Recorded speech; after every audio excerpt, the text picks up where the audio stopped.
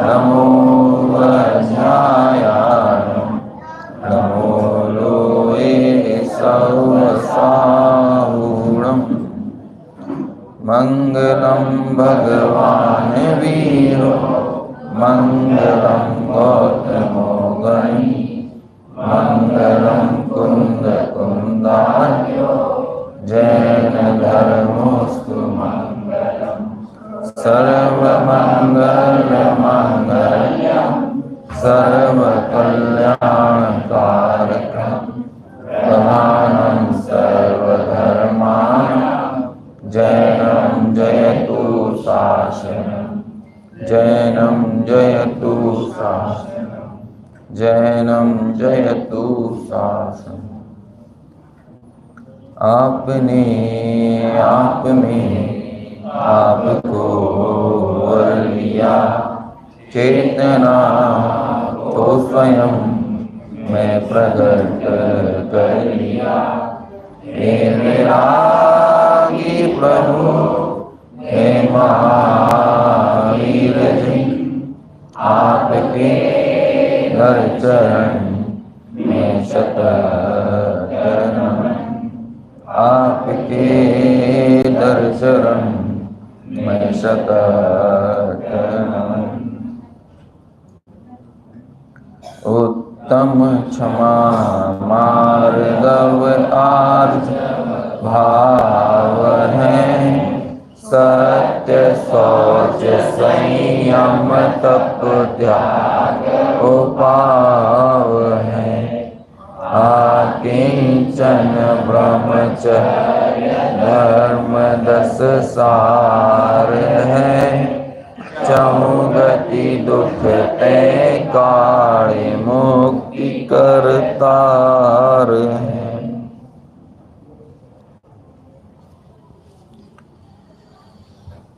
10 लक्षण महापर्व का अंतिम दिन उत्तम ब्रह्मचर्य। और अब हम सबको मुक्ति मिल जाएगी।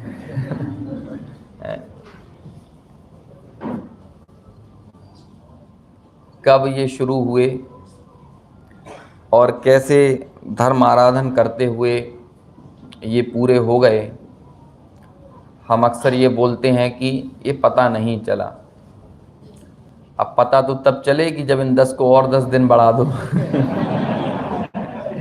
ना, ज़्यादा ही हो तो तब भी ना चले तो और बढ़ा दो, है ना।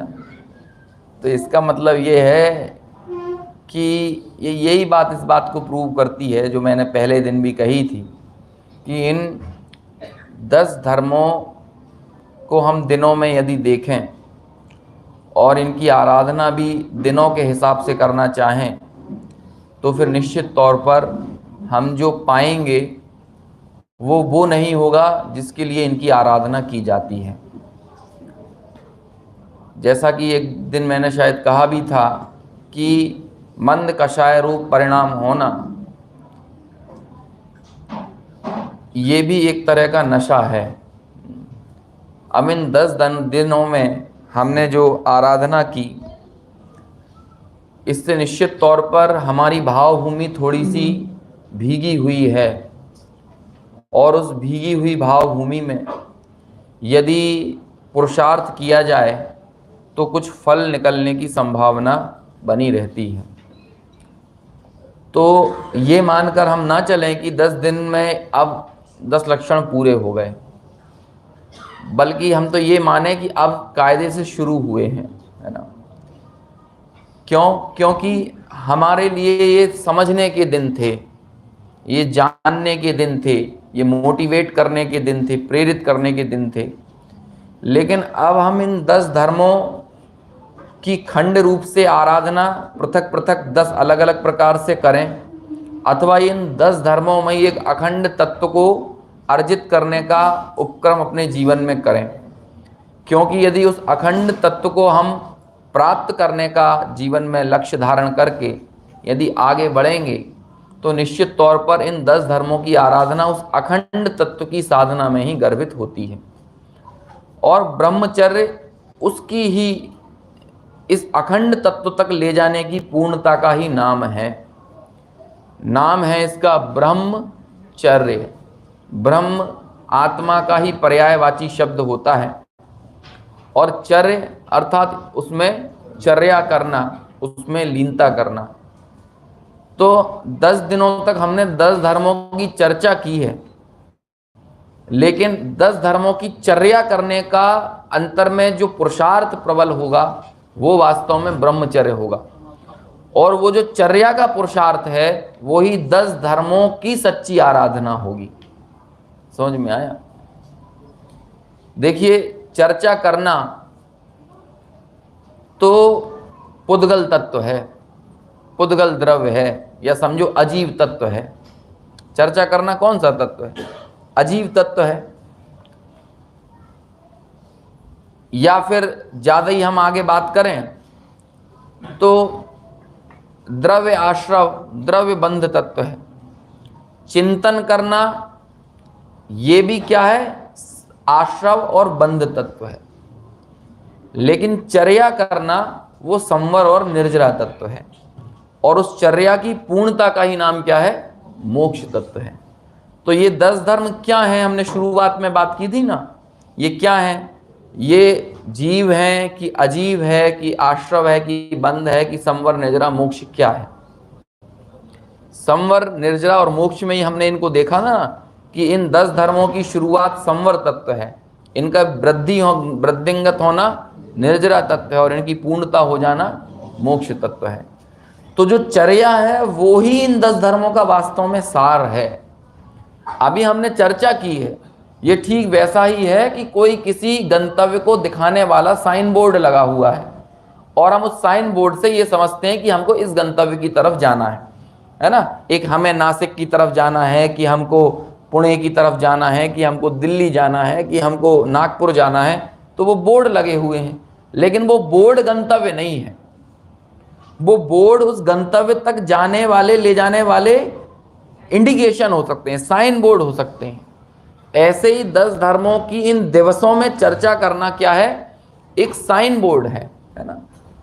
लेकिन आप ये देखें कि जब साइन बोर्ड लगा हो और आप वहां पर पढ़ें कि नागपुर 500 किलोमीटर, तो आप नागपुर पहुंच गए क्या? जबकि क्या होगा, आपने देखा नागपुर ऐसा निशान बना हुआ है 500 किलोमीटर, आपने देखा, नक्की किया दूरी कितनी है, अपने दिमाग में तय किया कि मेरा सफर कैसा होगा और मुझे किस दिशा में आगे बढ़ना है। तो जो आपने देखा है वहां से अब शुरुआत होगी। वो जो जानना है वो पूर्णता नहीं है। ऐसे ही ये 10 धर्मों में जो हमने 10 दिनों तक जाना है, ये इसकी पूर्णता नहीं है, बल्कि इन्हें समझने के बाद, जानने के बाद जो शुरुआत करना है वही क्या है? वो इसकी जो शुरुआत है, वहां से 10 धर्म शुरू होंगे। उस गंतव्य की ओर आगे बढ़ने से हमारा मंजिल की तरफ रास्ता शुरू होता है ना। ऐसे ही इस 10 धर्मों को का स्वरूप समझने के बाद उस अखंड की तरफ जो उन्मुख होना है, उसकी चर्या के तरफ हमारे जो कदम बढ़ना है, वहां से इन 10 धर्मों की शुरुआत होती है। समझ में आया? उसका नाम ब्रह्मचर्य है। और इस एक ब्रह्मचर्य में समझ लीजिए कि सारे के सारे जो धर्म हैं वो स्वतः ही गर्भित हो जाते हैं, है ना। गुरुदेव श्री का एक वाक्य है ना कि अभी मुझे याद नहीं आता उनके शब्दों में, है ना, मैं अपने शब्दों में बताता हूं कि मंजिल की तरफ उठाया गया सही कदम, है ना, जो आपका पहला कदम है। 2 वाक्य उनके बड़े प्रसिद्ध होते हैं। एक तो ये है कि पूर्णता के लक्ष्य से की गई शुरुआत ही सच्ची शुरुआत है ना। ऐसे ही एक इस तरह की बात भी आती है कि जो अपना मंजिल की तरफ जो आपने पहला कदम उठाया है ना, वो वास्तव में बहुत बड़ा पुरुषार्थ है। ऐसे ही उस अखंड तत्व को पाने की तरफ जो हमारा पहला कदम उठा है, जो तत्व निर्णय, तत्व विचार की जो जिज्ञासा पैदा हुई है, और उस तरह का उचित जो पुरुषार्थ किया जाना चाहिए वो पुरुषार्थ बड़ा है, तो वो कोई छोटा मोटा काम नहीं है। और जब उस मोक्ष की तरफ हम कदम बढ़ाते हैं तो वो सम्यक दर्शन जो होना है वो वास्तव में उसका पहला कदम है। और सम्यक दर्शन हो जाना मतलब क्या है? समझ लीजिए कि अनंत संसार चुल्लू भर रह गया है। समझ में आया? तो ऐसे इन 10 धर्मों की सच्ची आराधना कब होगी? नहीं तो देखिए हमारे 10 धर्म निपट गए और हम ऐसे ही इन धर्मों को निपटाते चले जाएंगे, है ना। अभी 2 निपट गए, अभी 4 निपटे, 5 निपटे, ऐसा करते हैं ना। अभी ऐसे धीरे धीरे करके हमने 10 को निपटा दिया। तो कौन निपट रहा है, क्या निपटा रहे हैं, किस मंतव्य, किस धारणा के साथ इन धर्मों को हम मना रहे हैं, ये बहुत गंभीरता से सोचना चाहिए। हम बनिए हैं ना, ऐसा बोलते ना लोग बाकी, ये बनिए हैं, बड़े बुद्धि के लोग हैं, नफ़ा नुकसान बहुत अच्छे से जानते हैं अपना। हमें तौलना है कि इन 10 दिनों में क्या नफ़ा हुआ है, और सच्चा नफ़ा क्या होगा। सिर्फ टाइम पास तो नहीं हुआ है। नहीं तो देखिए ऐसा मान के चलिए कि एक शब्द होता है लौकिक में, दर्शन शास्त्र में, मटेरियलिज्म, मतलब भौतिकवादी, और एक तो अध्यात्मवादी होता है। अध्यात्म की तरफ जिसका रुझान हो वो अध्यात्मवादी है, और जिसका भौतिक भोग विलास की तरफ रुझान हो वो कौन है? भौतिकवादी है, मटेरियलिस्टिक है। लेकिन जो इन दोनों नावों को समान रूप से चलाए रखना चाहते हैं, उसके लिए ऐसा शब्द प्रयोग किया जाए कि ये चीप मटेरियलिस्टिक है ना। एक तो प्योर भौतिकवादी है जो कि बिल्कुल चारवाक मती की तरह है कि ना स्वर्ग है ना नरक है, कुछ भी नहीं है। लेकिन एक हल्के किस्म का भौतिकवादी क्या होता है? जो मानता तो है कि स्वर्ग भी है, नरक भी है, कर्म भी है, मतलब किसी ना किसी रूप में, भले ही बुद्धि के स्तर पर मानता हो, लेकिन मानता तो है सब कुछ है। हमें हमारे उदय प्रमाण व्यवस्था मिलेगी, है ना, ये जीवन आत्मा परमात्मा की प्राप्ति के लिए मिला है। सब चीजें बुद्धि के स्तर पर जानी तो जा रही हैं, लेकिन इसके बावजूद भी रुझान कहाँ पड़ा हुआ है? भोगों की तरफ ही पड़ा हुआ है, भौतिकवाद की तरफ ही पड़ा हुआ है। तो उसके लिए कौन सा शब्द होगा? वो चीप मटेरियलिस्टिक है, हल्के स्तर का भौतिकवादी है, जो ना अध्यात्म की तरफ आगे बढ़ा और ना भौतिकता की तरफ। अब ऐसा कह के मैं ये नहीं कहना चाहता हूं, देखो भाई, छल ग्रहण करने की संभावनाएं सर्वत्र पड़ी हुई हैं, है ना। अभी कोई एक आपसे कह दे कि वो रात्रि में यदि आप अनछना जल का पानी पीते हो तो वो खून पीने के समान है। अब कोई कहने लगे फिर वही करो ना, है, उसके ही जाके सेवन करो ना। किसी से बोल दिया जाए कि रात्रि में यदि आप अन्न कर रहे हो तो वो मांस भक्षण की तरह है, तो वो जब रात में अन्न भक्षण मांस भक्षण की तरह है तो फिर सीधे मांस भक्षण ही ना करने लगो ना। तो ऐसे सुन के, उपदेश सुन के कोई कुछ भी ये ना कहने लगे। लेकिन ऐसे कथनों का उद्देश्य क्या होता है? उसको वो रात में भी जो कर रहा है ना वो छुड़ाना होता है। अभी ये नहीं है कि वो और जाके जो जिससे उसकी उपमा दी गई है वो काम करने लग जाए, है ना। ऐसे ही मैं ये कहूं कि भाई ये अध्यात्म को सुन भी रहे हैं, समझ भी रहे हैं, और साथ ही साथ क्या है कि भोगों में भी उलझे हुए हैं, भोगों की तरफ भी प्रवृत्ति है। तो अब आपको ये लगे कि ऐसे आदमी जब चीप मटेरियलिस्टिक होते हैं तो फिर क्या करो, ये सब छोड़ ही दो, फिर तो अच्छे से ही भोगों में प्रवेश करो, है ना। ये मतलब नहीं है, बल्कि हम समझें, इस नफा नुकसान को हम पकड़ें कि हम आखिर क्यों यहां पर आए, क्यों हमने 10 दिनों तक इन धर्मों की आराधना की, है ना। यदि हमें लगता है कि जैसे हमारे लिए अन्य उत्सव होते हैं उसी तरह ये भी एक उत्सव था, जैसे हमारे लिए माउथ फ्रेशनर होता है कि कुछ भोजन करने के बाद कुछ लौंग इलायची वगैरह, है ना, सौंफ वौंफ हो जाए, मुखवास कहते हैं ना जिसको, तो ऐसे ही अब जीवन की आपाधापी में थोड़ा मुखवास हो जाना चाहिए, है ना। तो 10 लक्षण हमारे लिए कहीं ऐसे ही माउथ फ्रेशनर का काम तो नहीं कर रहे हैं कि उतना ही छोड़ के तो हमने उनको बस यूज किया और बस काम खत्म, ऐसा तो नहीं है। ये विचार करना पड़ेगा। क्यों? क्योंकि जब जो धर्म मुनिराजों के प्रमुख रूप से कहे गए हैं और उन धर्मों को हम अपने गृहस्थ जीवन में पर्व के रूप में मनाते हैं, क्योंकि पर्व मुनि नहीं मनाते हैं, पर्व कौन मनाते हैं? गृहस्थ बनाते हैं। तो जब हम उन महान धर्मों को पर्व के रूप में मनाते हैं तो अंतर में ये भावना प्रबल होना चाहिए कि मेरे जीवन में इन धर्मों का संचार हो, मैं भी इन धर्ममय परिणति से संयुक्त हूं और मैं उस निश्चय धर्म को प्राप्त करूं। और वहां तक पहुंचने का जरिया क्या है?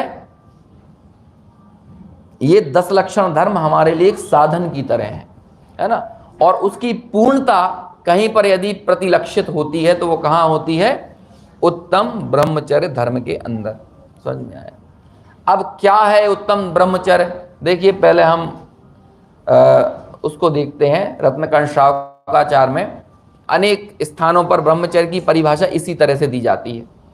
देखिए बोल्ड अक्षरों में लिखा है ना, समस्त विषयों में अनुराग छोड़कर ब्रह्म जो ज्ञायक स्वभाव आत्मा उसमें चर्या अर्थात प्रवृत्ति करना, वह क्या है? वह ब्रह्मचर्य है। क्या करके? समस्त विषयों में अनुराग छोड़कर। यहां पर कोई एक लिखा कि सिर्फ स्पर्शन इंद्रिय के विषय में अनुराग छोड़कर। अभी हम स्पर्शन इंद्रिय में भी हमारा दायरा कितना रह गया है ना, कि पर्टिकुलर मैथुन संज्ञा विशेष को ही के त्याग मात्र को ब्रह्मचर्य माना जाता है। लेकिन स्पर्शन इंद्रिय भी नहीं, बल्कि क्या? समस्त विषयों में। तो समस्त विषयों में मतलब स्पर्शन इंद्रिय का विषय, रसना इंद्रिय का विषय, घ्राण इंद्रिय का विषय, चक्षु इंद्रिय का विषय और कर्ण इंद्रिय का विषय। ऐसे समस्त इंद्रियों के विषयों में अनुराग छोड़कर ब्रह्म यानी जो ज्ञायक स्वभाव आत्मा उसमें चर्या अर्थात प्रवृत्ति करना, वह ब्रह्मचर्य है ना। तो फिर अकेले स्पर्शन इंद्रिय के विषय को इतना हाईलाइट क्यों किया जाता है ना? तो छोटे दादा ने इसका बहुत, डॉक्टर हुकुमचंद जी भारिल साहब की पुस्तक है ना, उन्होंने बहुत 4, 6, 8 पेजों में इसका बहुत विस्तार से वर्णन किया है कि भाई जो स्पर्शन इंद्रिय है वो अखंड होती है। जैसे कि जहां चक्षु है वहां पर स्पर्शन है कि नहीं है, जहां पर कर्ण है वहां पर स्पर्शन है कि नहीं है, जहां पर क्या कहते हैं रसना इंद्रिय है वहां पर स्पर्शन है कि नहीं है। मतलब पांचों इंद्रियों में क्या है? स्पर्शन है। तो ऐसे ये क्षेत्र वाइज भी क्या है? एरिया वाइज भी क्या है? ये अखंड है। दूसरा, यदि हम अनादि की संतति को देखने जाएं तो भी कौन सी इंद्रिय अखंड है? चक्षु इंद्रिय खंड खंड है, मतलब आपको किसी पर्याय में होगी किसी में नहीं होगी। रसना इंद्रिय किसी पर्याय में होगी किसी में नहीं होगी, है ना। इसी तरह और आगे आगे बढ़ते जाएंगे तो आगे आगे की इंद्रियों के लिए उस स्तर का पुण्य होना जीवन में जरूरी होता है। लेकिन स्पर्शन इंद्रिय का के बारे में क्या है? आप जब से संसार में हैं आपको स्पर्शन इंद्रिय एक क्षण के लिए भी कभी भी ऐसा हुआ कि स्पर्शन इंद्रिय ना रही हो? निगोद में भी स्पर्शन इंद्रिय थी, है ना। इसके बाद आप क्या कहते हैं, स्थावर का एक जीव बन गए हैं, जल का एक, वायु का एक, अग्नि का एक, वनस्पति का एक, तब भी कौन सी इंद्रिय थी? स्पर्शन इंद्रिय थी। 2 इंद्रिय 3 इंद्रिय इनमें तो थी ही थी, है ना। तो दोनों तरह से अखंड है। यदि हम संगी पंचेंद्रिय जीवों को देखें, पंचेंद्रिय जीवों को देखें तो उनके तो क्षेत्र वाय है ही अखंड। और काल की दृष्टि से भी देखें तो अनादि काल से कौन सी इंद्रिय का साथ नहीं छूटा है? स्पर्शन इंद्रिय का। जैसे आप ये कहो कि अमुक राजा ने भारत को जीता, है ना, तो अब उसका मतलब ये होता है कि अलग से आपको बोलना पड़ेगा कि इसने राजस्थान को जीता, इसने मध्य प्रदेश को जीता, इसने उत्तर प्रदेश को जीता। आपने भारत को जीता बोल दिया तो उसमें क्या आ गया? सब आ गया जो अखंड उसमें गर्वित हो सकता था। ऐसे ही जब स्पर्शन इंद्रिय के विषय के त्याग को कहा जाता है तो उसमें ये अंडरस्टूड है कि स्पर्शन इंद्रिय के विषय में क्या आएगा कि रसना, घ्राण, चक्षु, कर्ण, इन इंद्रियों का विषय भी उसमें गर्वित है। समझ में आया? तीसरी बात कि स्पर्शन इंद्रिय के विषय के सेवन को आप रोक नहीं सकते हो। मतलब ठंडा, गरम, हल्का, भारी, चिकना, कड़ा, चिकना, और एक और कौन सा बच गया? रूखा, चिकना, कड़ा, नरम, ठंडा, गरम, हल्का, भारी। ये जो 8 चीजें हैं, ये जो स्पर्शन इंद्रिय के विषय कहे जाते हैं, इनको आप रोक नहीं सकते हो। जैसे आप गंध को रोकने के लिए नाक बंद कर सकते हो, चक्षु इंद्रिय के विषय को रोकने के लिए आंखें बंद कर सकते हो, ठीक है। शब्दों को रोकने के लिए कान बंद कर सकते हो। लेकिन कहीं ठंड है, कहीं गर्मी है, इसके लिए आप क्या क्या बंद करोगे? वो कहते हैं नहीं हम तो कर सकते हैं, यदि ठंड लगेगी तो स्वेटर पहन लेंगे, तो गर्म का अनुभव करने लगोगे। है ना। इसी तरह कुछ और चीज होगी, उसको आप रोक सकते हैं। हल्का नहीं लगेगा तो कहीं भारी लगेगा, ठंडा नहीं लगेगा तो गर्म लगेगा, है ना, कड़ा नहीं लगेगा तो नरम लगेगा। कुछ ना कुछ स्पर्शन इंद्रिय का विषय ऐसा है जो आप रोक नहीं सकते हो, उसे रोका नहीं जा सकता है। बाकी 4 इंद्रियों के विषयों को आप क्या कर सकते हो, आप जबरदस्ती उनमें चला सकते हो, लेकिन स्पर्शन इंद्रिय के विषय में जबरदस्ती नहीं चल सकती कि आप ये बोलो कि मेरे को ठंडा भी ना लगे, मेरे को गर्म भी ना लगे, मुझे हल्का भी ना लगे, भारी भी ना लगे, कड़ा भी ना लगे, नरम भी ना लगे। ऐसा आप सोचोगे तो वो सारी चीजें देखो आ गए ना यहाँ पे, वो अखंड है। तो आप इनमें कोई किसी प्रकार का भेद नहीं कर सकते। तो इसलिए जब एक अखंड स्पर्शन इंद्रिय को जीतने की बात कही तो वहां पर सारी की सारी इंद्रियां क्या हो जाती हैं, वो सहज ग्राह्य हो जाती हैं। लेकिन कभी आपको लगेगा कि एसी में मजा लेना भी अब्रह्मचर्य है, मतलब अब्रह्म भाव है, कभी लगेगा कभी आपको लगेगा डल्लभ के गद्दों पर आनंद लेना ये भी अब्रह्म भाव है, कभी आपको लगेगा भोजन में जो रस का हम सेवन कर रहे हैं और बड़े चाव से और आसक्ति के साथ उसको भोग रहे हैं ये भी अब्रह्म भाव है। इसलिए देखिए ब्रह्मचारी के जीवन में बाह्य में जो लौकिक में जो ब्रह्मचर्य धारण करते हैं, चाहे वो ब्रह्मचर्य महाव्रत के धारी मुनिराज हों अथवा ब्रह्मचर्य प्रतिमा के धारी गृहस्थ हों, इन सबके जीवन में इन भोगों के लिए कोई अवकाश नहीं है।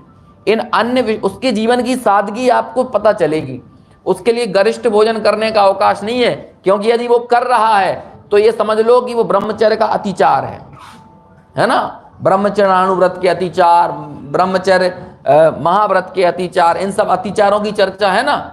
अरे वहां तो बहुत अतिचार तो बहुत माइनर सी गलतियों को कहते हैं, लेकिन ये मजा लेने का भाव तो बहुत बड़ी गलती है, तो अतिचार नहीं है, वो अनाचार है। समझ में आया।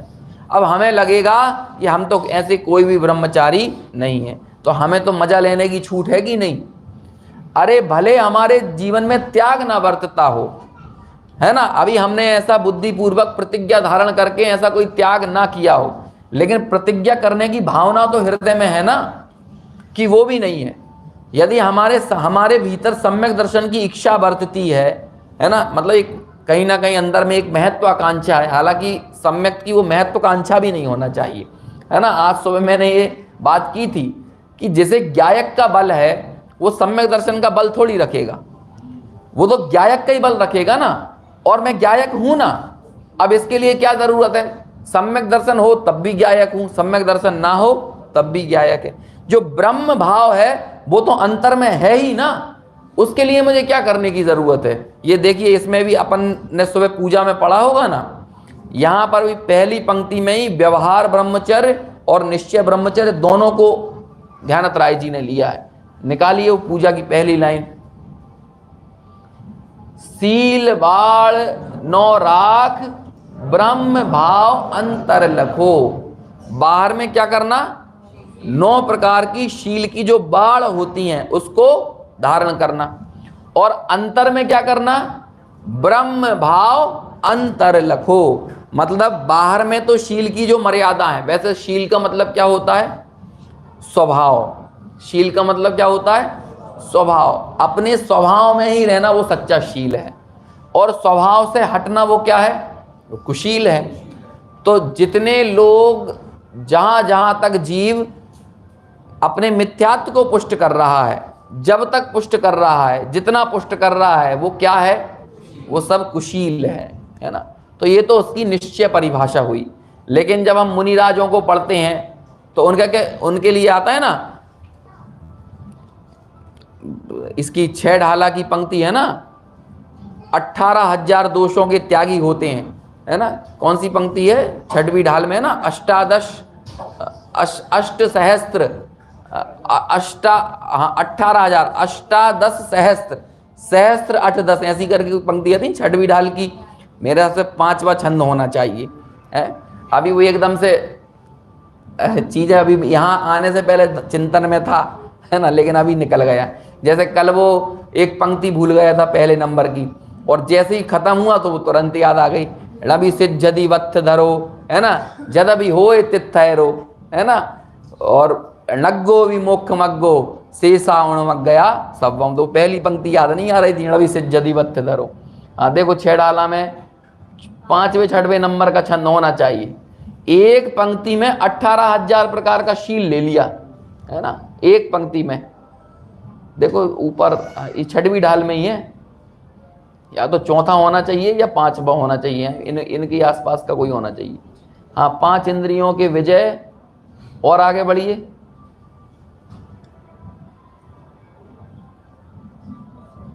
मुनि के 6 आवश्यक नहीं, 5 अणुव्रत वाले प्रकरण में होगा, और महाव्रत वाले में होगा, और ऊपर ऊपर ऊपर ऊपर नहीं, इसमें नहीं, ऊपर ही होगा, मतलब दूसरे या तीसरे नंबर पे होगा।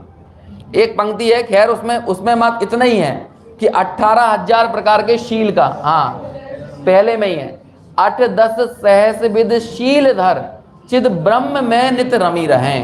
मुनिराज के लिए देखो दोनों आ गए इसमें, व्यवहार ब्रह्मचर्य भी आ गया और निश्चय ब्रह्मचर्य भी आ गया।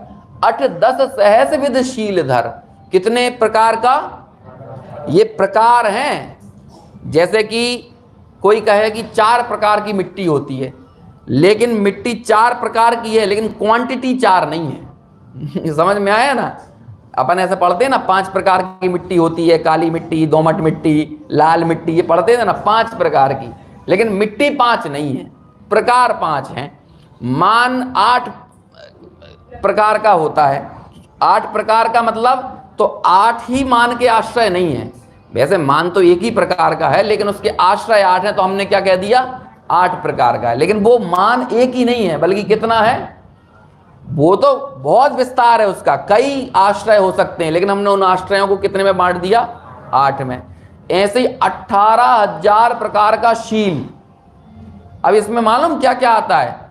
इसमें देखो, मन वचन काय, 3 प्रकार से शील का त्याग, वो शील का बोल रहा हूं, कुशील भाव का त्याग है ना, कृत कारित अनुमोदना है ना, समरंभ आरंभ समारंभ इनके साथ त्याग। फिर इसके बाद आप जाएंगे तो काष्ठ की स्त्री, पाषाण की स्त्री है ना, इस तरह से लकड़ी, बताइए आप काम भाव कहां कहां तक जा सकता है।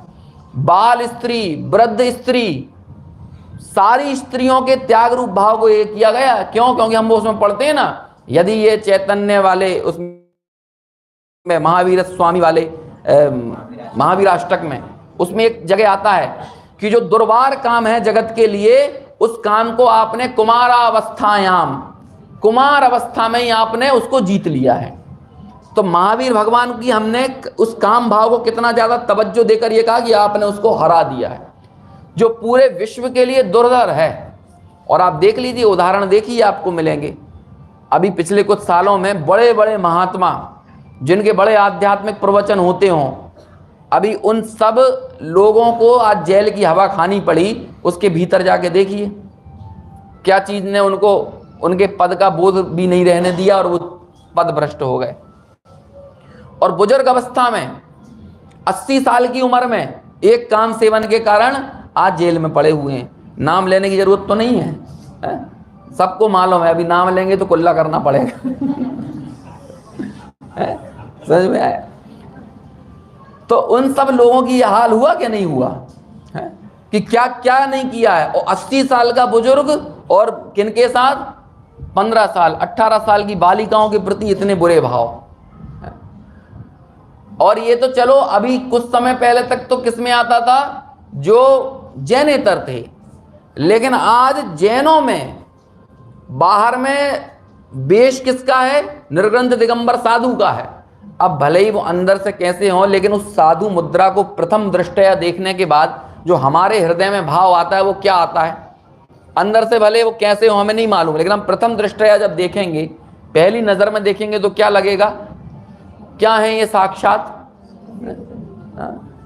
अब वे सारे भी एक अब्रह्म भाव के कारण खंडित होते हुए देखे जा रहे हैं। वो तो अपनी समाज की गुणग्राहकता है कि चीजों को ज्यादा प्रचारित नहीं होने देते हैं, है ना। वैसे आजकल तो व्हाट्सएप पे सब चीजें आ ही जाती हैं, आप कितना भी छुपाने की कोशिश करो, सोशल मीडिया के जमाने में आप कितना रोकोगे, वहां भी आप जाओगे तो क्या देखने को मिलेगा? अब्रह्म भाव। तो ये सोच लीजिए कि अब्रह्म भाव जो है ना, वो कुछ नहीं देखता है, इसलिए वो व्यवहारशील भी कितना जरूरी है। क्यों ऐसा नहीं है, निश्चयशील की शास्त्रों में बहुत चर्चा की गई है, और उस निश्चयशील यानी निश्चय ब्रह्मचर्य का ही वास्तव में हमारे जीवन में अंगीकार होना चाहिए, ये कहा गया है। लेकिन व्यवहारशील का पालन ना हो और निश्चयशील हृदय में उतर आए, ऐसा संभव नहीं हो सकता है। क्यों? क्योंकि वो मर्यादाएं आपको बनाकर रखना पड़ेगी। पूज्य गुरुदेव श्री का उदाहरण हमारे साथ है, सामने है। 8 वर्ष की बालिका भी सामने आए तो गुरुदेव श्री का क्या, वो 8 वर्ष की बालिका से भी अकेले में नहीं मिलते थे, वहां भी ये होना चाहिए कि कोई ना कोई साथ में आना चाहिए। क्यों? क्योंकि ये चीज रहना चाहिए। कभी भी आप इस तरह से ऐसे प्रसंग यदि हमारे जीवन में बनते होंगे, आप लोग ऑफिसेज में काम करते होंगे, व्यवसाय में काम करते होंगे, तो वहां आपको देखिए ऐसे प्रसंग बनेंगे कि हो सकता है आपको अपने कलीग के साथ, जो कि से अपोजिट लिंग की हैं, तो आपको उनके साथ बैठना पड़े, साथ में काम करना पड़े। लेकिन कोशिश करो कि ऐसे प्रसंग ना बने कि हमें उनके साथ अकेले में रहना पड़े, है ना, हमें उनके साथ इस तरह से गोपनीय स्तर पर कोई वार्तालाप करना पड़े, अलग से मैसेजेस करना पड़े। आप आजकल लोग छोटे छोटे से बच्चे पासवर्ड प्रोटेक्टेड मोबाइल यूज करते हैं, ऐसी क्या गोपनीयता उनके जीवन में कि उन्हें पासवर्ड डालना पड़ रहा है, अपने माँ बाप से छुपाना पड़ रहा है। छोड़, 8 साल का बालक, 10 साल का 12, आज छोटे छोटे बच्चों को मोबाइल पकड़ा दिए, क्या जरूरत पड़ गई? ऐसे क्या गोपनीयता अपने जीवन में? अरे हम तो उन दिगंबर मुनिराज के साक्षात अनुयायी हैं, जो दिगंबर मुनिराजों के लिए बाहर से सब खुला हुआ है। और मालूम है साधक के जीवन में गोपनीय क्षण क्या होते हैं? सबसे गोपनीय क्षण क्या होते हैं? रियल प्राइवेसी क्या होती है? सामायिक का काल, वो उसके नितांत निजी व्यक्तिगत क्षण होते हैं। बाकी जो भी गोपनीयता है वो अपने कपट को छुपाने का, अपने काम भाव को छुपाने का, इसका साधन है जिसे आप गोपनीयता कह रहे हो। क्या चीज ऐसी आ गई है? क्या जरूरत पड़ रही है अलग से मैसेजेस करने की, व्हाट्सएप करने की? पति पत्नी से के सामने पासवर्ड प्रोटेक्टेड मोबाइल यूज करे, पत्नी पति के सामने पासवर्ड प्रोटेक्टेड यूज करे, क्या है? मन में खोट होगी ना कोई, तभी तो जाहिर होने से बच रहे हैं। क्या होगा? नहीं, हम ऐसी कोई बात नहीं करते, लेकिन अब कोई इस तरह के चुटकुले वुटकुले भेज देते हैं तो वो कहीं पढ़ ले कोई, तो आप रिएक्शन देना बंद कर दो, कुछ दिनों बाद आपका मोबाइल एकदम शुद्ध हो जाएगा। पहले चित्त शुद्ध होना चाहिए, ये तो ऑटोमेटिक शुद्ध हो जाएगा। अंदर में इतना निर्विकार भाव रखो ना। क्यों? क्योंकि अंदर की निर्विकारता के कारण बाहर में जो नग्नता है वो पूजनीय हो जाती है, और अंदर के विकार के कारण बाहर में कभी भी नग्नत्व जो है वो भी विकार का ही कारण बनेगा, यदि अंतर का विकार पड़ा हुआ है। मुनिराज को साक्षात बच्चों की तरह, हाल के जन्मे बालक की तरह निर्विकार कहा है। बिल्कुल तत्काल में पैदा हुआ जो जन्मा हुआ बालक है ना, वैसी निर्विकारता उनके जीवन में है। तो ऐसे मुनिराजों के प्रति भक्ति पैदा होगी, है ना, उनके प्रति बहुमान पैदा होगा। तो उसके लिए सबसे बड़ी चीज क्या है? कितनी बड़ी बाढ़ बनाई है, 18,000 प्रकार का शील। यहां तो ये 9 बाढ़ की चर्चा की गई है मोटे मोटे तौर पे, लेकिन वो कितना हो जाता है? 18,000 प्रकार का होता है। समझ में आया? अभी 18,000 प्रकार का शील आपको याद करवाया जा सकता है ना, लेकिन अभी 2-5 मिनट लगेंगे तो मैं नहीं कर रहा हूं। ऐसा 18,000 प्रकार का ऐसा नहीं, उसे याद करने में बहुत वो लगता हो, है ना। हाँ, वो हो जाएगा। कई लोगों को याद भी होगा 18,000 प्रकार का शील, 18,000 भेद याद है उनको, है ना। तो इतनी ज्यादा सोचिए आप। क्यों? क्योंकि पुतलों को देख के, काष्ठ की स्त्री को देख के, है ना, पत्थर की स्त्री, पाषाण की स्त्री को देखकर, इन सब को देखकर भी विकार पैदा ना हो हृदय में। आप सोच लीजिए, ऐसी मर्यादाएं बनाएं। क्यों? क्योंकि बड़े से बड़ा धनुर्धर तपस्वी भी इनके इस विकार के कारण अपने पद से स्खलित हो सकता है। और बहुत दूर जाने की जरूरत नहीं है, आप अपने ही आगम में उठाकर देखें। कुलभूषण और देशभूषण कितना गहन अभ्यास करके, धार्मिक शिक्षा लेकर, प्रॉपर विधि, क्या कहें, 17, 18, 20 साल जो भी समय रहा हो, उतना अध्ययन कर कर वे लौटे थे। लेकिन उसके बाद आप देखिए कि आपस में 2 भाई जो साथ अध्ययन करने वाले थे, वो आपस में एक दूसरे के क्या हो गए थे? शत्रु बन गए थे, लड़ाई करने लगे थे, युद्ध पे आमदा हो गए थे। सेनाओं को बुलाने पे आमदा हो गए थे, मतलब ये स्थिति बनी। समझ में आया? अब वो तो खैर महापुरुष थे। महापुरुषों को जब अपने विकार का बोध होता है ना, तो सिर्फ वो विकार को ही नहीं छोड़ देते हैं, वो निर्विकार के पथ पर आगे बढ़ पड़ते हैं। अभी हमको तो विकार का बोध ही नहीं होता है, विकार विकार ही नहीं लगता है, तो अभी निर्विकार के पथ पर आगे बढ़ने की तो बात बहुत दूर की है। फिर तो उन्हें जब इसका बोध हुआ तो उन्होंने कि अब घर में घुसने की हमें ऐसा विकारी भाव हमारे हृदय में पैदा हुआ, अब हम घर में नहीं घुस सकते। किस मुंह से घर में कदम रखेंगे, किस मुंह से अपनी बहन के सामने जीवन भर का व्यवहार करेंगे? ऐसी दशा होती है। समझ में आया? माघनंदी मुनिराज आचार्य थे, आचार्य माघनंदी आचार्य थे, कई शिष्य उनके अंडर में थे, लेकिन सोचो काम भाव। आप उदाहरणों की बड़ी लंबी लिस्ट देख सकते हैं, बाहर की लौकिक का छोड़ दीजिए। उनके शिष्य थे सैकड़ों हजारों, माघनंदी आचार्य माघनंदी के।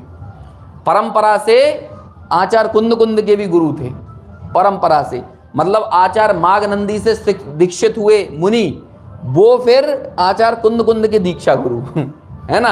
लेकिन उन्होंने वो परंपरा का जिक्र नहीं किया, है ना। क्यों? क्योंकि वो दीक्षा की उस परंपरा को यदि लेंगे तो उसमें आचार्य माघनंदी रास्ते में मिलेंगे, है ना। तो वो सोच लीजिए। और ऐसे प्रबुद्ध ज्ञानी, सोचो काम भाव किसके प्रति पैदा हो गया? किसके प्रति? कुम्हार की कन्या के प्रति। कुम्हार की कन्या के प्रति रास्ते से गुजर रहे थे, कुम्हार की कन्या। आप सोचते यदि होना ही था तो किसी राजकुमारी के प्रति हुए होते तो मानते, लेकिन देखो काम भाव पैदा होना हुआ तो कहाँ हो गया। आज अपन देखते हैं ना, अच्छे कुल में जैन धर्म में पले बड़े सुने हुए लोग क्या होंगे कि किसी SC ST के यहाँ जाके विवाह कर लेते हैं, जहाँ पर मांस मच्छी का सेवन होता है। ऐसे घरों में जाकर वे कन्याएं विवाह कर लेती हैं, पुरुष ऐसी कन्या से विवाह कर लेते हैं। अब वो सोच लीजिए, वो जीवन भर अपने जिंदगी की गाड़ी को बैलेंस में बनाए रखने में गुजार देंगे, उनका सम्यक दर्शन तो भूल ही जाओ। वो देवगुरु शास्त्र से जुड़े रहें, ये बहुत बड़ी बात है। जीवन का बैलेंस, क्यों? क्योंकि डिफरेंसेस जितने कम होंगे रिश्ता निभाने में उतनी आसानी होती है।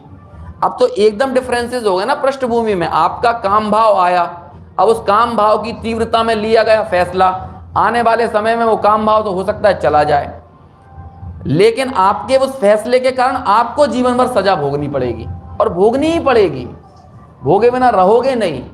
हमें ये तीव्र आसक्ति के भाव में लिए गए फैसले देर सवेर आपको दुखकारी बनते ही हैं। लेकिन क्या करें, ये काम भाव है, लोग उसको महिमा मंडित करते हैं। आप बाहर लोक में जाके बात करोगे, समाज में करोगे, तो वो इसको बहुत ज़्यादा वो करेंगे। नहीं, 18 साल का है तो वो अपनी मर्जी से, अपनी सोच से, अपने क्या कहते हैं स्वतंत्रता से कोई भी निर्णय ले सकता है। अरे वो दुनिया बाद में उनकी स्थिति थोड़ी देखने आ रही है कि उनके साथ क्या हुआ है, किस रीति से हुआ है। लेकिन जब आप विधिवत तरीके से सामाजिक साक्षी में माता पिता की आज्ञा से इस तरह से यदि कोई रिश्ता संजोते हैं, तो आपके रिश्ते को संभालने की जिम्मेदारी सिर्फ आपकी नहीं रहती, पूरा परिवार और पूरा समाज उस रिश्ते को संभाल के चलता है।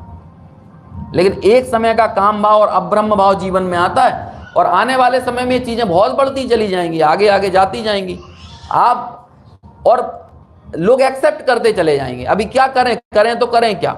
बहुत सारी चीजें हमने एक्सेप्ट कर ली हैं, अब सब आज के समय में चलता है, आज के समय में चलता है, इस तरह की बातें करते हैं। अरे भाई, यदि आपको लगता है सब चलता है, सब चलता है, तो फिर आपको पता नहीं है ऐसा बोलना क्या कहलाता है। फिर तो जहर भी चलता है? फिर तो उसका सेवन भी करने लगो, फिर तो क्या नहीं करने लगो। पहले मतलब पहले के समय में लोगों को कहा जाता था कि भाई कम से कम अष्टमी चतुर्दशी के दिन हरी मत खाओ, पहले ये कहा जाता था। आज ये कहना पड़ रहा है कि कम से कम अष्टमी चतुर्दशी के दिन भाई साहब आलू प्याज लहसुन ये सब अभक्ष मत खाओ।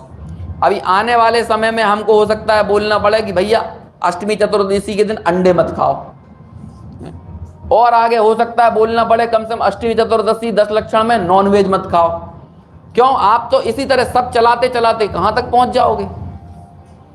तो ये जो तर्क है ना, सब चलता है, ये बहुत घटिया तर्क है। हम मैना सुंदरी के कुल के हैं, हमें ये बात ध्यान में रखना चाहिए। हमारे हृदय में राग भाव पैदा हुआ तो हुआ होगा, आपके ऐसे जीवन में ऐसा आकर्षण जीवन में आया, लेकिन उस आकर्षण के भाव को पुष्ट करके और पल्लवित मत करो, क्योंकि यदि उसे हम पल्लवित करते चले जाएंगे तो बहुत हानि होगी। ऐसे संसर्ग से, ऐसे संयोगों से बचो, है ना। अभी हालांकि क्या कहें, बुजुर्गों से तो वो क्या बात करें, इस संबंध में बहकने की सबसे बड़ी संभावना युवाओं की रहती है ना।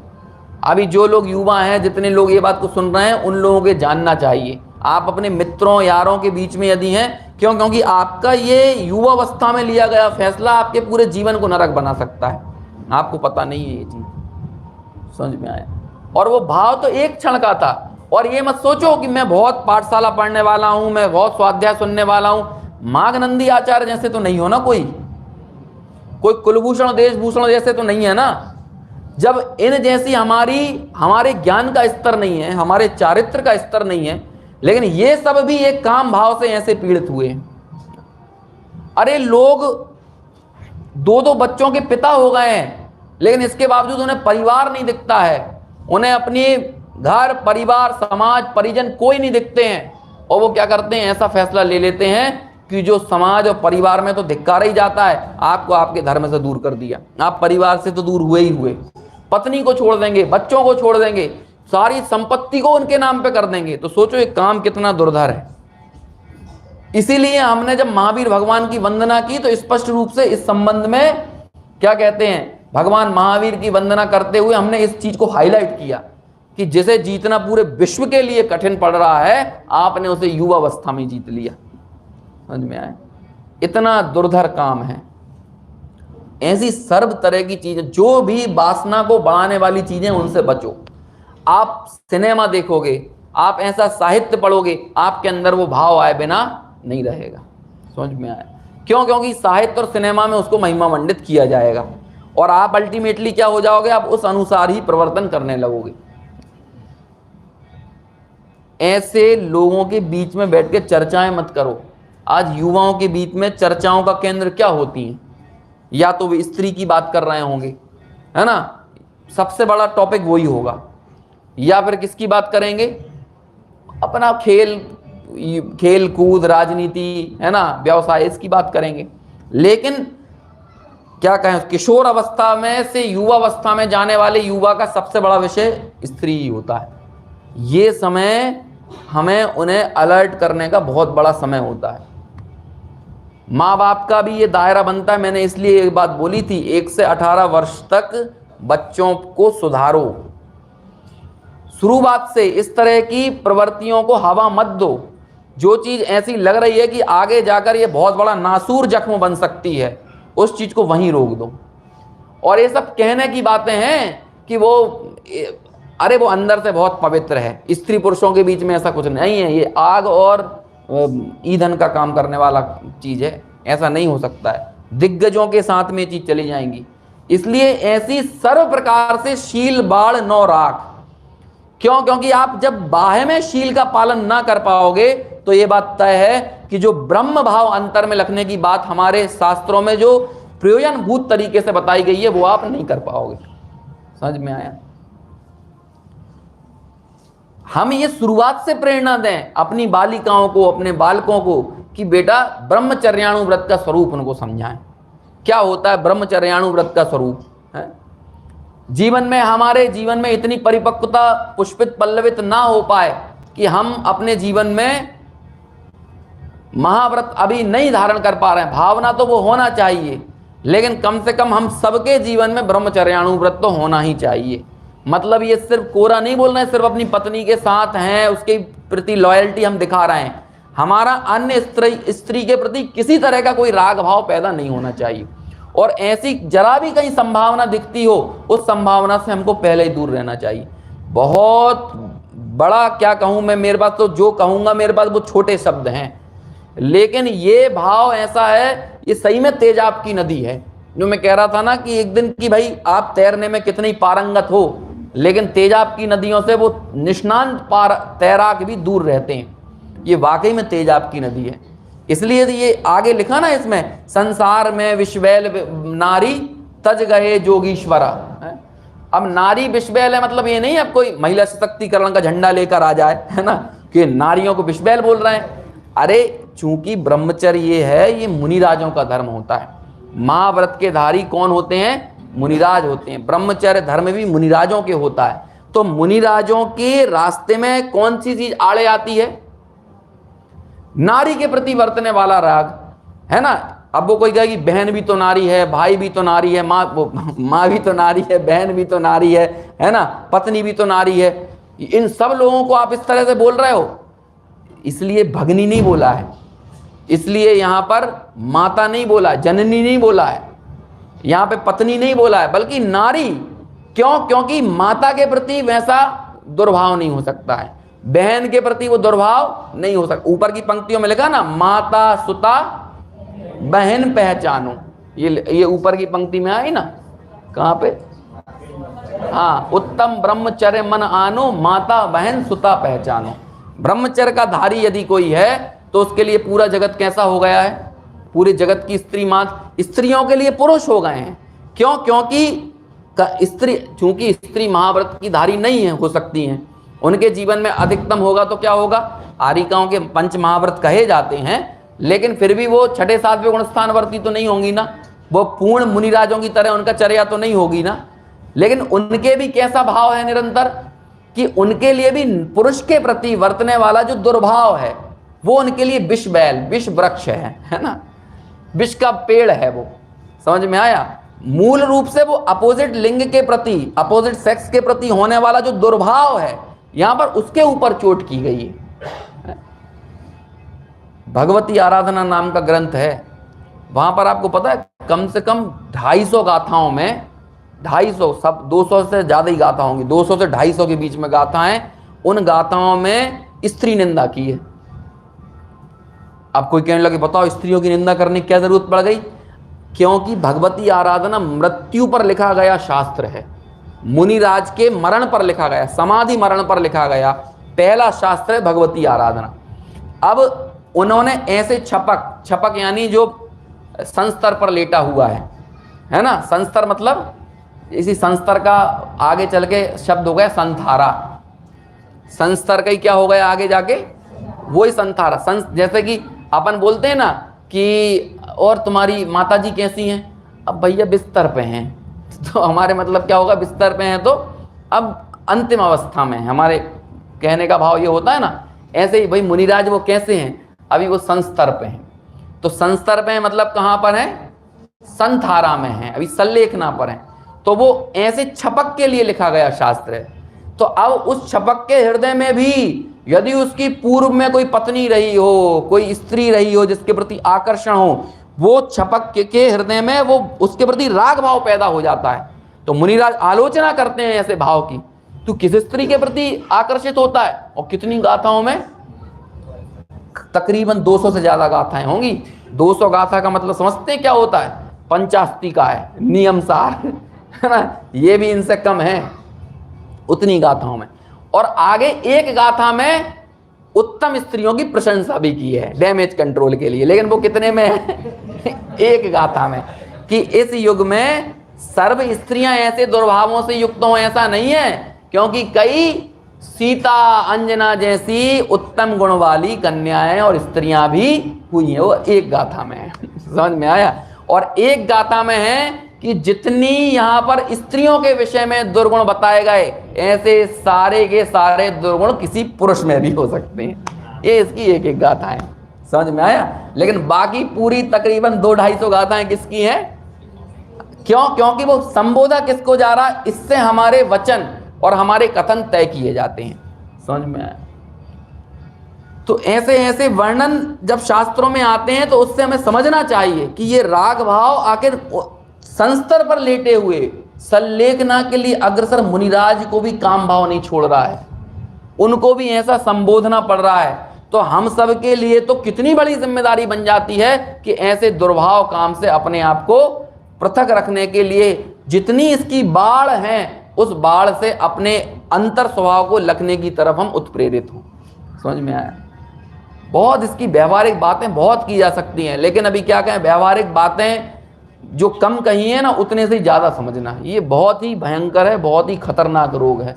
अब इतना इतना समझ लो, जैसे समझना होगा वो इतने में ही समझ लेगा, और नहीं समझना होगा उसमें 2 घंटे भी बोलेंगे तो भी नहीं समझेगा। क्यों? क्योंकि वो होगा तो वो होकर ही रहेगा। और कायदे से तो क्या कहें भाई कि अपनी इच्छा शक्ति के साथ साथ होनहार भी अच्छी होना चाहिए। अभी किसी की होनहार ही अच्छी ना हो तो वो कितना ही सुन ले, कितना ही पढ़ ले, तो वो ऐसे जंजाल में पड़े बिना रहेगा नहीं, वो पड़ ही जाएगा वो किसी न किसी तरह से। बाद में पूरा का पूरा क्रियाक्रम धर्म बदल जाता है लोगों का। उन्होंने इस तरह के लोग बाग तो ग्रहित मिथ्यात्व का पोषण करने लगते हैं। क्यों? क्योंकि अब ऐसे से प्यार हो गया कि भाई जिसके जो अन्य मतावलंबियों के धर्म को, देवी देवताओं को मानता है, तो वो क्या करेगा, वो वहां भी नमस्कार करने लगेगा। अब भाई सब एक हैं, आपको ये कहना हम तो बीतराग भाव से नमस्कार करते हैं, तो बीतराग भाव से कोई ऐसा नमस्कार नहीं हो रहा है। चरमोत्कर्ष है राग का, कि जो आप अपने संस्कारों को भूलकर वहां पर नमस्कार करने लगे, ये राग का चरमोत्कर्ष है। क्यों? कहा कि आपने संस्कारों को तिलांजलि दे दी है सारे तरह से, तो कोई बीतराग भाव से नमस्कार कर रहे हैं ऐसा कह के? उल्टे सीधे तरीके से उस चीज को पुष्ट करने की चेष्टा मत करो। खाने लगेगा ऐसी चीजें तो जीवन भर उसके माँ बाप ने संस्कार दिए कि ये सब नहीं खाना है, वो सब खाने लगता है, दूसरे को रिझाने के लिए खाने लगता है, उसके अनुसार बातें बनाने लगता है। तो इन सारी चीजों से बचो, ऐसी बातों से बचो जिससे अपनी वासना बढ़े या दूसरों की वासना बढ़ती हो। मत सुनाओ ऐसे। आपको मालूम है कि हमारी इस तरह की ऐसे चुटकुले मत सुनाओ, ऐसी बात क्या, एक गलत परंपरा सदियों तक बनी रहती है। अब आप देखिए, माँ की गाली, बहन की गाली, ये सब बनाई है जिसने, वो बनाने वाला कोई एक आदमी होगा, कोई जानता भी नहीं है, लेकिन वो परंपरा देखो कैसी डाल कर गया है। यही तो कितना खतरनाक चीज है। वो किसी एक ने कभी बनाई होगी, किसी एक ने कभी बोली होगी, लेकिन देखो पूरा दुनिया पूरे जीवन भर और कई सालों तक इन दुर्वचनों का प्रयोग करते रहेंगे, जो स्त्री के प्रति अत्यंत निंदा, तो क्या कहें भाई, है ना, शब्द ही नहीं है उसके लिए, उसकी भर्त्सना करने के लिए शब्द नहीं है, क्या भर्त्सना करें। कोई एक ने किया, सुपरंपरा डालना बहुत मुश्किल है, लेकिन परंपरा आपको पता नहीं है आपके कैसे गाहे बगाहे चली जाएगी, और वो कैसे बनी होगी, बिना काम भाव से पीड़ित हुए ऐसी कुपरंपरा बनी होगी। लम्हों की खता और सदियों की सजा। खता या ना समझते हैं, गलती तो लम्हों में की आपने, कुछ सेकंड्स में कर दी, लेकिन उसकी सजा सदियों को भुगतना पड़ रही है। अब वो उन शब्दों का प्रयोग करके कितने लोग अपना मुंह और जबान खराब कर रहे हैं। लोगों का तकिया कलाम हो जाता है, बिना गाली बके 8 वाक्य बोलेंगे, 5 गाली बोल देंगे उसमें से। अब आप सोच लीजिए, ऐसी स्थितियां बन जाती हैं लोगों की। तो इन सारे तरह से हम ऐसी सुपरंपरा का प्रसार करें। आपके इर्द गिर्द इस तरह के लोग हो सकते हैं जो आपसे इसी लहजे में बात करते हैं, उसी तरह की बात करते हैं, लेकिन अब उस बात को आगे ले जाना है या नहीं ले जाना है, या वहीं पर रोक देना है, वो चीजें हमारे ऊपर, आपके ऊपर निर्भर करती हैं। आपसे बारंबार कोई इस तरह से बात करेगा और आपका रिएक्शन जो होगा ना, आपको लगता होगा हमारे रिएक्शन से क्या फर्क पड़ेगा, या हमारे मौन रहने से क्या फर्क पड़ेगा, हमारा उसमें रुचि ना दिखाने से क्या फर्क पड़ेगा, लेकिन फर्क पड़ता है। आपके सामने, अब मेरे सामने कई ऐसे साथ में कलीग्स रहते हैं जो इस तरह की बातें करते हैं, अपन अनसुना करते हुए नॉट इंटरेस्टेड टाइप का मूड सामने जाहिर करते हैं, तो धीरे धीरे मैं देखता हूं कि दूसरे से बात करने का उसका तरीका अलग है और अपन से बात करने का तरीका अलग है। क्यों? क्योंकि हिमालय से यदि ठंडी हवाएं, गर्म हवाएं भी गुजरें तो वो भी ठंडी हुए बगैर रहेंगी क्या? तो ऐसे ही हमारा आभा मंडल हमारे संस्कारों से, चरित्र से निर्मित होता है। तो जब आपके चरित्र से जो आपका आभा मंडल, आपका ऑरा जो क्रिएट हुआ है, वो उस आभा मंडल से आप अपने आसपास भी ऐसा ही प्रसार करते हैं, उसी आभा मंडल का प्रसार करते हैं। देखिए, अभी समय तो हो गया है, लेकिन मैं एक बात कह देना चाहता हूं। ऐसा विशेष प्रसंग तो नहीं है आज के दिन कहने के लिए, लेकिन मैं खास तौर से नौजवानों को, वो युवाओं को, या उन युवाओं के माँ बाप के लिए बताना चाहता हूँ। हमको जीवन में फैसले सबको ही लेना पड़ते हैं, अलग अलग मोड़ ऐसे आते हैं जब हमको कोई ना कोई निर्णय लेना पड़ते हैं। और जब मैं स्कूल में पढ़ाता था, स्कूल में नहीं, कॉलेज में, यूनिवर्सिटी में, अब वो क्या है कि मेरी हम उम्र के ही बच्चे रहते थे, है ना, क्या 22 साल में प्रोफेसरी करने लगे थे। तो अब ऑलमोस्ट जो फाइनल ईयर का बच्चा होगा वो कितने का होगा, वो 22 का होगा, कई बार तो अपने से बड़े हो जाते थे। तो पहली क्लास उनके सामने लेने जाओ तो क्या होता था, वो समझते थे कोई बीच का स्टूडेंट है ना। वो 2 4 10 दिन 15 दिन लगते थे, लेकिन कभी मैंने चिल्लाकर अनुशासन नहीं बनाया, है ना, चिल्ला के कभी कोई अनुशासन नहीं बनाया। अनुशासन मैंने कहा कि शुरू में वो मजाक भी उड़ाएंगे, सब करेंगे, लेकिन 10 दिन बाद अपने आप अनुशासन हो जाता था। क्यों? क्योंकि एक चीज समझ लीजिए कि गुणों से बड़ा अनुशासन बनाने वाली कोई चीज नहीं होती है ना। गुणों से बड़ा दंड कोई नहीं होता है। यदि आप गुणवान है ना, तो अन्य के अवगुणी के लिए आपका गुणवान होना ही दंड है। कैसे है कि कोई आदमी ईमानदार हो किसी विभाग में, तो दुनिया का कोई आदमी उसको रिश्वत देने की चेष्टा करेगा तो परेशान होता रहेगा, अरे यार कैसे ईमानदार आदमी से पाला पड़ गया कैसे। तो उसके लिए सबसे बड़ा दंड क्या है? उसका गुणवान होना ही है। और बताएं, गुणों के आतंक से बड़ा कोई आतंक नहीं होता है। जितना गुणों का आतंक होता है ना, उतना आतंक किसी चीज का नहीं होता है। समझ में आया? तो मैं अपने उन विद्यार्थियों को भी, जब उनका विदाई समारोह होता था, हालांकि 3 साढ़े 3 साल ही ये करने का मौका मिला, तब मैं बोलता था कि देखो भाई, आपको जीवन में कुछ ना कुछ चुनने का मौका मिलेगा, तो आप 4-5 पैमानों पर चीजों को तौलना।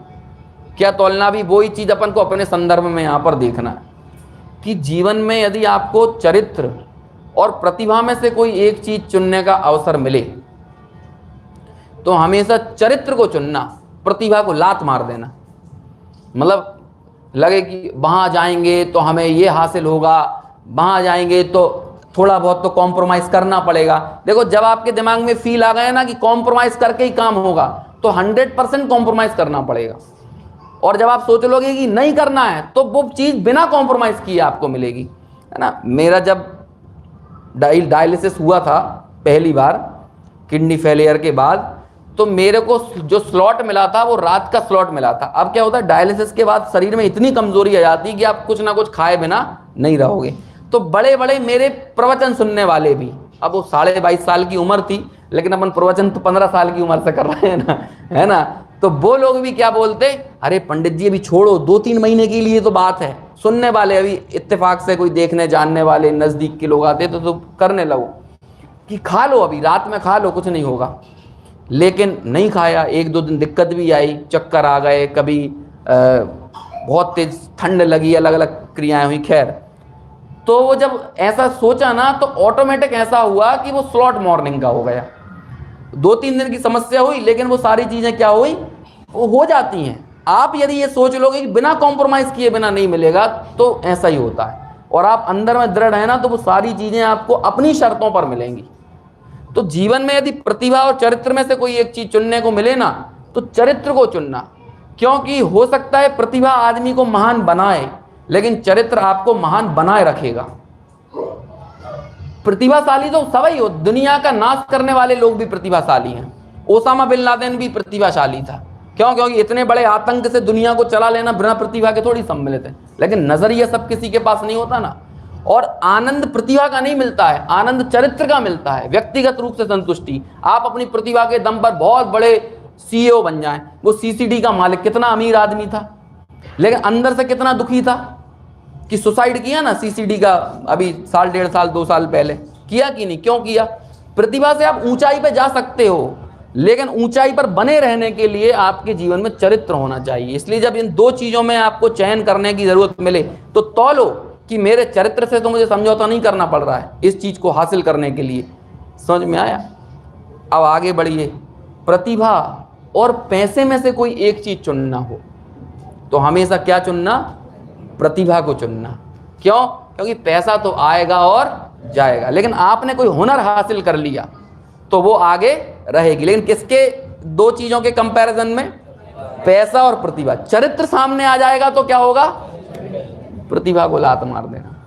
और सुनो, पैसे और व्यसन में से कोई एक चीज चुनना हो, तो किसको चुनना? पैसे को चुनना। भले ही लोग आपको कंजूस कहें, मक्खी चूस कहें, खड़ूस कहें, कुछ भी कहें, है ना। अरे तुम बाहर खड़े हो के ये नहीं करते हो, तुम स्मोकिंग नहीं करते हो, तुम ये सिगरेट नहीं पीते, तुम दारू नहीं पीते हो, तुम फलाना नहीं करते हो, अरे भाई ये तो ऐसा ही आदमी, आपको बहुत लानतें मिलेंगी आने वाली दुनिया में। लेकिन यदि व्यसन और पैसे में से एक कोई चीज चुनना है तो पैसे को भगवान मानना तब उस समय, है ना, ये भगवान है साक्षात, है ना।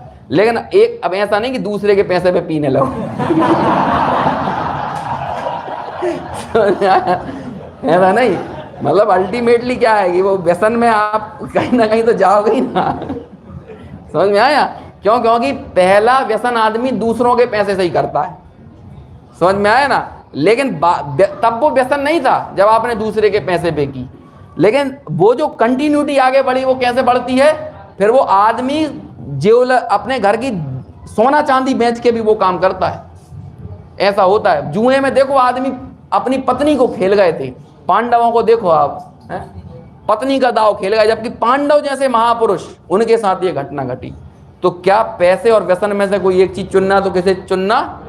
क्योंकि सारे व्यसन जो है ना आपका पैसा बहुत मांगते हैं, है ना।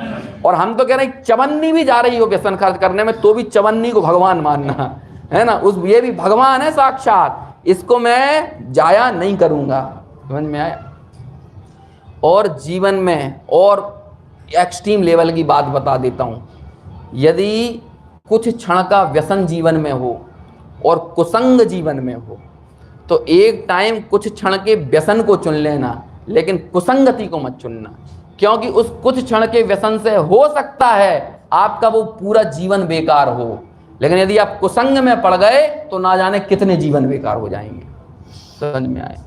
तो ये सारे चीजें जो है ना, ये ब्रह्मचर्य का जो व्यवहारिक स्वरूप है, जो 9 बाण हैं, ये हमें कुसंग से बचाने का काम करते हैं, है ना।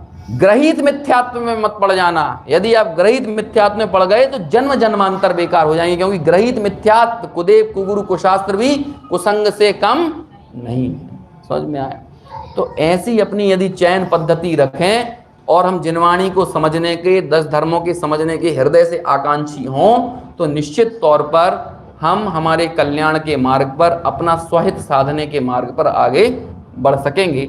बाकी तो कहा बहुत कुछ जा सकता है, लेकिन जो कहा उससे ही ज़्यादा समझने का प्रयास करना, और कहा कितना है वो मायने नहीं रखता है। वो जो बातें जीवन में हमने उतारी हैं, जो अंदर में धारणा में ली हैं और जीवन में ली हैं, वास्तव में वो ही हमारे लिए कार्यकारी हैं। बाकी देखिए बरसात कितनी हुई वो मायने नहीं रखती है, हृदय में समता भाव कितना जगह है, तरलता कितनी आई है, परिणामों में नमी कितनी आई है, वही मायने रखती है। बाकी तो क्षमा वाणी हूँ तो 2 दिन बाद है, लेकिन मैं अभी मांग लेता हूँ क्षमा कि भाई यदि इन 10 दिनों में लगभग कितने 20 प्रवचनों के बीच में 20 व्याख्यानों में यदि मुझसे कुछ अति भावावेश में कुछ आगम विरुद्ध कहा गया हो, अथवा आगम तो सिद्ध हो लेकिन कुछ ऐसा हो जो आपके हृदय पर बड़ा प्रतिकूल असर करने वाला हो, तो उन सब चीज़ों के लिए मैं आपसे क्षमा प्रार्थी हूँ। बाकी तो ये समझना कि इन 10 दिनों में जो भी अच्छा था उसे जिनवाणी का जान के ग्रहण करना, और जो भी बुरा था उसे मेरा जानकर क्षमा करना, इस भावना के साथ।